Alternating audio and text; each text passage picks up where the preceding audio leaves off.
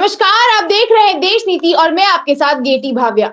ये हमारा खास प्रोग्राम 8 पीएम है, जहां हम उठाते हैं देश का सबसे बड़ा सवाल। आज 3 से 4 मुद्दे रहेंगे। सवालों को विस्तार से जवाब देने के लिए हमारे साथ जुड़ रहे हैं वरिष्ठ पत्रकार राशिद जहीर जी। स्वागत है सर आपका।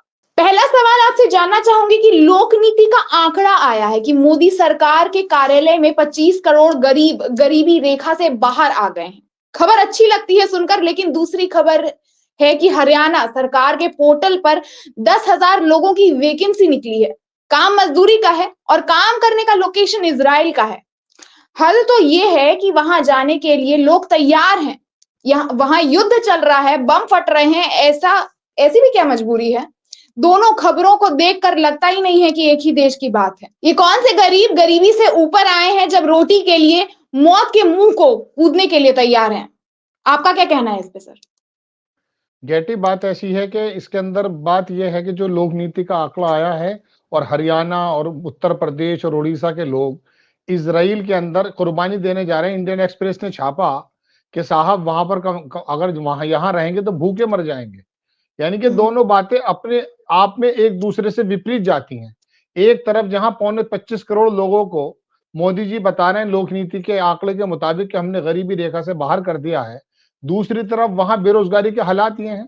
गेटी, बात असल में ऐसी है कि पहले जब कभी लोक नीति के इस तरह के आंकड़े आते थे तो उसमें बेरोजगारी का भी एक आंकड़ा आया करता था कि देश में कितनी बेरोजगारी है या कितनी महंगाई है। लेकिन वो 2016 के बाद से पहले ही गालिबन लगभग बेरोजगारी के आंकड़े हटा दिए गए। अब ये 25 करोड़ की जो बात आप कह रही हैं, इसने वाकई बड़ा जबरदस्त तरीके से जो है लोगों के अंदर उत्साह भरा है। और गोदी मीडिया पहली बार मुझे जमाने के बाद अर्थव्यवस्था पे बात करता हुआ नजर आ रहा है। इस बात में तो आपको भी खुश होना चाहिए कि गोदी मीडिया का जो एंकर है, जो अयोध्या का पीछा नहीं छोड़ रहा था और रामलला को 22 तारीख से पहले लाने के लिए आतुर था, अगर वो मिसाल के तौर पर अर्थव्यवस्था की बात कर रहा है तो ये तो खुशी का मकाम है।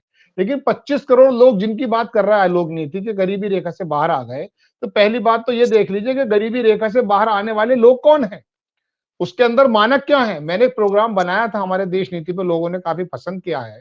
उसके अंदर 12 मानक लिए गए गेटी, और 12 मानकों में ये बताया गया है कि इन मानकों को पूरा करने पर ही जो है गरीबी रेखा से, उसमें ये लोक नीति का आंकड़ा कि अब आप गरीब नहीं है। उसमें 7 आंकड़े तो गेटी ऐसे हैं जो हमारी वे ऑफ लिविंग को दर्शाते हैं।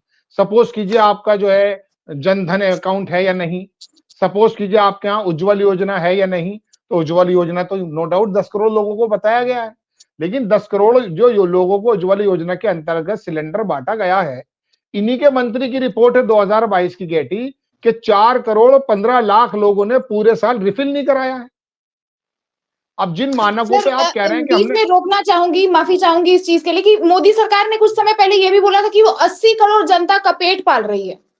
देखिए, पेट पालने की बात को हम अभी करेंगे। बहुत सारे लोग, सुप्रिया श्रीनेत है, बाकी लोग हैं, वो 81 करोड़ लोगों की बात कर रहे हैं, लेकिन लोक नीति के अंतर्गत ये आंकड़ा नहीं आता है। लोक नीति के अंदर जो 12 डायमेंशन दिए गए हैं गेटी, वो अलग हैं। एक तो मैंने आपको उज्ज्वला स्कीम का बताया। उज्ज्वला स्कीम के अंदर जब उन्होंने बताया कि इतने लोग हैं, तो बाकी लोग तो रिफिल नहीं करा रहे। एक आंकड़ा उसके अंदर दिया है गेटी कि उसके अंदर एक ये बताया गया कि हर एक भारतीय का लगभग धन, ये जो है ना, बचत खाता है, जनधन खाता जो बता रहे हैं 51 करोड़ खाते हैं। लेकिन इन्हीं की रिपोर्ट 2023 की मैं बता दूं गेटी आपको कि 10 करोड़ खाते तो ऐसे हैं जो इनएक्टिव हैं। यानी कि आपने वो डायमेंशन तो लिए हैं। डायमेंशन किस प्रकार के लिए? अब आप देखिए, तीन जो डायमेंशन है उसके अंदर वो है हेल्थ को लेकर के। हमारे यहाँ दुनिया में, देखिए बड़ी हैरत की बात बता रहा हूं मैं आपको, ध्यान से सुननी चाहिए और हमारे दर्शकों को भी सुनना चाहिए। बल्कि मैंने इस पर प्रोग्राम खास बनाया, देश नीति के तमाम दर्शक उसको जरूर देखें। उसके अंदर क्या है कि पूरी दुनिया में सबसे ज्यादा जो पोषक तत्व के अभाव पर लंबाई हो गई है, लेकिन वजन नहीं है बच्चों में। 18.7 दुनिया में सबसे ज्यादा हमारे यहाँ ऐसे लोग हैं जिनके बारे में यह कहा जा सकता है कि उनको भोजन मिला, लेकिन उसके अंदर पोषक तत्व नहीं है।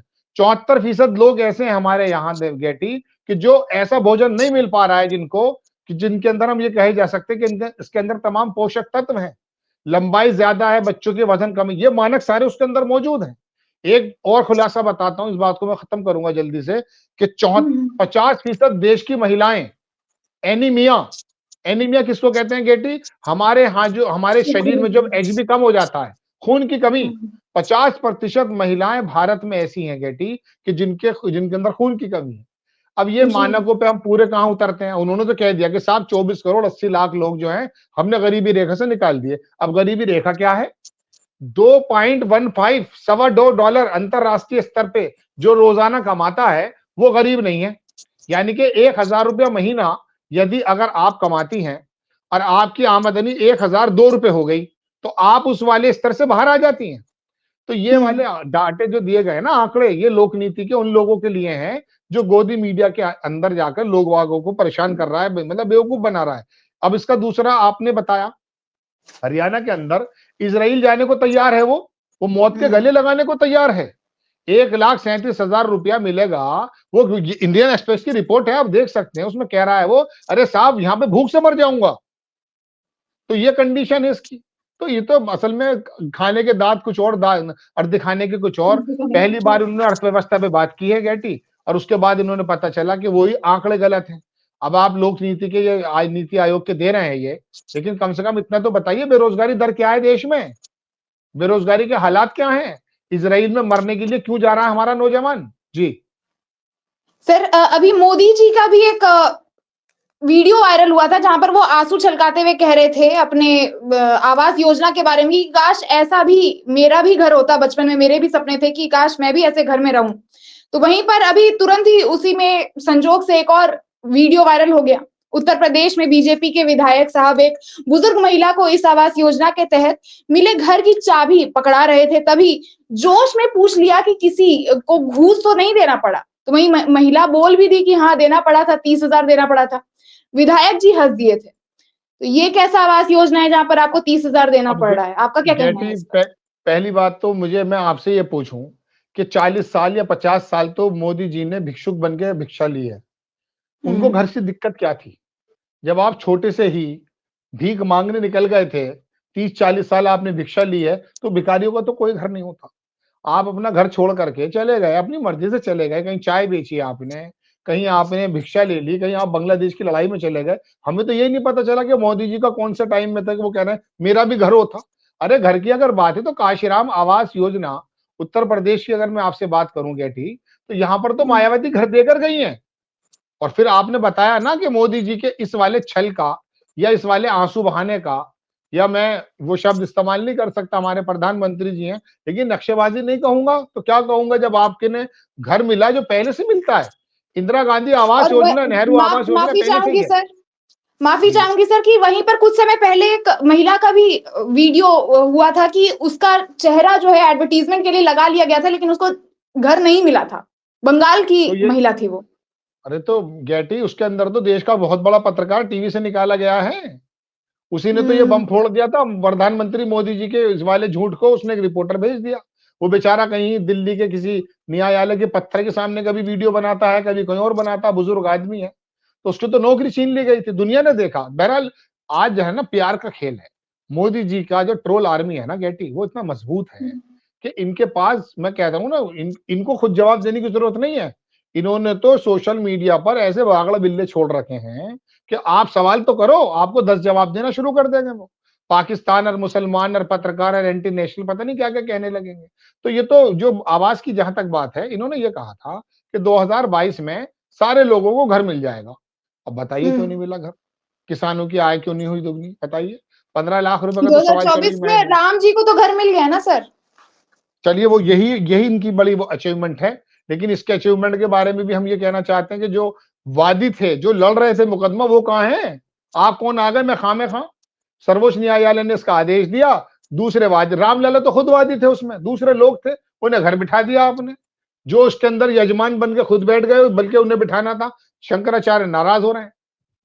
जी सर अभी हेमंत विश्व शर्मा ने भी राहुल गांधी पर एफआईआर कर दिया है और कांग्रेस ने भी कैंपेन छेड़ दिया है। देश का सबसे भ्रष्ट सीएम हेमंत विश्व शर्मा है। क्यों कांग्रेस किसी भी सीएम पर इस तरह का आरोप लगा रही है? आज एक पत्रकार कह रहे थे कैटी कि हेमंत बिस्वा जब राहुल गांधी से मिलने गए, दरअसल वहां गोगोई साहब चीफ मिनिस्टर थे, तो यह तय हुआ था कि 2.5 साल के लिए ये बनेंगे, 2.5 साल के लिए वो बने हुए थे। तो राहुल गांधी ने अपने कुत्ते पर ध्यान दिया, ना कि इन पर ध्यान दिया। इन्हें गुस्सा बहुत आया। कुछ लोगों ने लिखा गेटी में, बड़ी अजीबोगरीब बात बता रहा हूँ, लेकिन मैं अपनी तरफ से नहीं बता रहा हूँ। देश के जी पत्रकार बता रहे हैं, कोई मुझसे सबूत मांगेगा मैं दे दूंगा उसको। उन्होंने कहा कि राहुल गांधी ने बिल्कुल सही किया था कि अपने डॉगी पे ध्यान दिया, इन पर ध्यान नहीं दिया। इस आदमी की लैंग्वेज इस्तेमाल मालूम है क्या है? ये चीफ मिनिस्टर बनकर वहां बैठ गया है। ये बोलता है मदरसे नाम जैसा शब्द लुप्त हो जाना चाहिए। मदरसा क्या चीज है? मुदर्रिस कहते हैं, मदरसा, मुदर्रिस, मुदर्रिस दर्स, दर्स कहते हैं शिक्षक को, मुदर्रिस कहते हैं पढ़ाने वाले को, मदरसा कहते हैं विश्वविद्यालय को। यानी कि आप जो है विश्वविद्यालय खत्म करने पर तुले हुए हैं। प्रोनाउंसिएशन इनका ठीक नहीं है, हिंदी इनसे बोली नहीं जाती है, और मदरसे खत्म करने पर तुले हुए हैं। इस आदमी की बात का क्या जवाब दें? भाई चीफ मिनिस्टर होने के नाते आपकी ये जिम्मेदारी बनती है कि अगर किसी भी पार्टी का कोई जुलूस निकल रहा है, रैली निकल रही है, तो वहां पर आप जो है जो ट्रैफिक का निजाम है उसको संभालें। आप आकर के उन पे जबकि मुकदमे की पहले बातें ये कह जाएं। जबकि पहले ये कांग्रेस में ही थे, बीजेपी में बाद में आए, और बीजेपी भाई में आके कांग्रेस, बहुत सारे ये जिस अफवाहें भी दिन उड़ाए। गेटी जिस दिन राहुल से मुलाकात हुई ना, पत्रकार महोदय का कहना पूरी दुनिया में मशहूर है ये। उसी वक्त जब राहुल गांधी ने कुत्ते पर ध्यान दिया, इन पर ध्यान नहीं दिया, ये सीधा अमित शाह पे चले गए थे, और ये तो जेल जाने वाले थे। अमित शाह के यहाँ नहीं जाते तो जेल जाते। इनके ऊपर जो मुकदमे थे, जो तमाम जांचें थी, वो उसी दिन से खत्म हो गई। अब खत्म हो गई तो अब तो गुर्राएंगे। इतना तो भारतीय जनता पार्टी का पुराना बंदा जो आरएसएस से निकला हुआ होगा, वो भी अपने अपनी मर्यादा रखता है। लेकिन राहुल गांधी ने बात बिल्कुल सही कही है कि इनके पास मुकदमे जब भी तो खत्म हुए हैं ना। ये है, और वो ममता बनर्जी का एक बंदा है वहां पे, क्या कहते हैं उसका, बंगाल के अंदर है वो, जो ममता बनर्जी को हरा दिया था, नाम मेरे जहन से निकल रहा है। ये सब लोगों पे मुकदमे थे, लेकिन जैसे इन्होंने गंगा में धोए, जो आकर नहाए, ये इनके सारे जुर्म खत्म हो गए साहब। तो ये राहुल गांधी के बारे में ऐसा कह रहे हैं, राहुल गांधी कह रहे हैं तो गलत नहीं कह रहे। इनके ऊपर तो जांचें थी, वो जांचों का क्या इस, हुआ आज तक देश को नहीं पता। इससे पहले एआईसीसी के भी जो इंचार्ज रहे थे, जनरल सेक्रेटरी, उन्होंने भी ये सेम ही बात कही थी कि क्या बोलते हैं आप, जितेंद्र सिंह अलकर ने कहा था कि सबसे भ्रष्ट अभी जो नेता चल रहे हैं, जो सीएम चल रहे हैं, वो आसाम के सीएम हैं। लेकिन भ्रष्ट लेकिन भ्रष्ट जहां कहने तक वाले, मैंने सुना है, माफ कीजिएगा सर, कि राहुल गांधी ने जो अपना जुलूस निकाला है, वो बिना पूछे इनसे निकाला था, शायद इसीलिए एफआईआर हुआ था। देखिए बात ऐसी है, बिना पूछे निकाला था, परमिशन मिली थी नहीं मिली थी वो तो छोड़ दीजिए। पूरे देश के अंदर यात्राएं निकल रही हैं हिंदुत्ववादी दलों की। कितने लोगों से परमिशन ले रही होती है बताइए आप हमें? तलवारें भांजते हैं, हथियार दिखाते हैं यात्राओं में। वो बंदा तो न्याय यात्रा निकाल रहा है ना। मणिपुर में जहां पर आपकी जाने की हिम्मत नहीं हो रही, वो मणिपुर के बच्चों को जाके हंसा रहा है, वहां की महिलाओं के बीच में बात कर रहा है। जब देश को तुमने रामलला के पीछे लगा दिया है, वो कम से कम बेसिक मुद्दों की तो बात कर रहा है, वहां जाकर पैदल चल रहा है साहब, देश को जगाने की बात कर रहा है। रही बात ये परमिशन के इनकी, तो ये तो टेक्निकल इश्यू है, आप कुछ भी बना सकते हैं।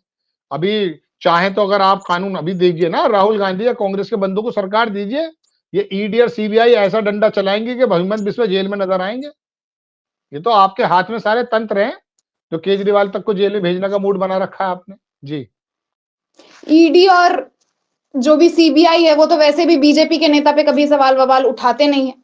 बहरहाल अब उसका बहुत बहुत कन्विक्शन रेट धन्यवाद देख सर, लीजिए। आप हमारे साथ जुड़े। तो देखा आपने, हमने बात करी कि कैसे हमारे मजदूर इजराइल जा रहे हैं, मौत के कुएं में अपने आप को झोंकने जा रहे हैं, इतनी गरीबी, इतनी मजबूरी के बाद। हमने वहीं पर राहुल गांधी के ऊपर एफआईआर पर भी बात करी। साथ ही हमने आवास योजना, प्रधानमंत्री आवास योजना पर प्रधानमंत्री के जो आंसू छलके, उस पर भी बात करी। इन सभी मुद्दों में आपका क्या मानना है, आपका क्या विचार है, हमें कमेंट करके जरूर बताएं। आपको हमारी बातचीत कैसी लगी, उसके बारे में भी बताएं।